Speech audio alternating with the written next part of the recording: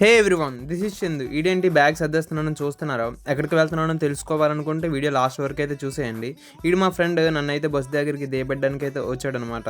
మేమైతే ఇంకా బస్ దగ్గరికి అయితే స్టార్ట్ అయిపోయాం. ఎలా స్టార్ట్ అయ్యమో లేదో అలా మా బస్సు అయితే వచ్చేసింది. ఇంకా వీళ్ళంతా మా ఫ్రెండ్స్ అనమాట. ఆడైతే జూమ్ కొట్టమంటున్నాడు.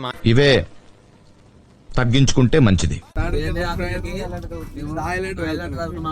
వెళ్ళి అన్ని దర్శించుకుంటాం. పటాయ అనే పుణ్యక్షేత్రం ఉంది.